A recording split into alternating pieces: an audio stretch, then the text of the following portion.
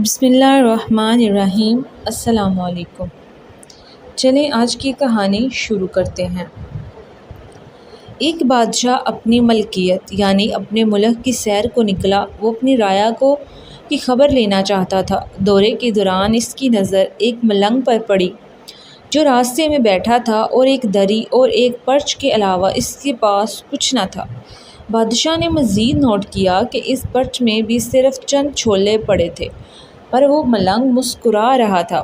ملنگ کی مسکراہٹ میں اتنا شدید اطمینان اور سکون ظاہر ہو رہا تھا کہ بادشاہ حیران رہ گیا۔ خیر وہ آگے بڑھ گیا۔ دوسرے دن پھر بادشاہ کی نظر اس پر پڑی، وہ اسی طرح خوش باش۔ تیسرے دن جب بادشاہ کا گزر اس مقام سے ہوا اور پھر اس غریب کو اتنا مطمئن دیکھا تو بادشاہ اس حد تک تجسس کا شکار ہو گیا کہ پالکی رکوا دی اور نیچے اتر کر اس درویش کے پاس چلا گیا۔ اسے بتایا کہ میں ملک کا بادشاہ ہوں۔ 3 دن سے تیری مسکراہٹ اور مفلسی کا یکجا ہونا مجھے ہرگز ہضم نہیں ہو رہا۔ آخر ایسا کیا ہے تمہارے پاس جو تمہیں خوشی دیتا ہے؟ میرے پاس پورا ملک ہے، سب سے زیادہ دولت ہے، مگر میں پرسکون نہیں ہوں۔ کیا تمہارے پاس پوشیدہ دولت ہے؟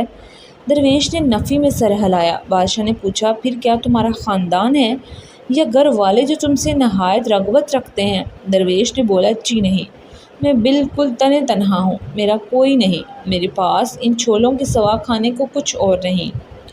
بادشاہ بہت حیران ہوا۔ آخری سوال کیا کہ کیا پھر تمہیں اللہ نے قابل فخر صحت سے نوازا ہے جو تم خوش رہتے ہو؟ ملنگ بولا، ہاں ہرگز نہیں، میرے آدھے دانت ٹوٹ کر گر چکے ہیں اور ٹھنڈ سے میری ہڈیاں درد کرتی ہیں۔ بادشاہ نے پوچھا، او بھائی صاحب، پھر کیوں سکون سے بیٹھتے ہو؟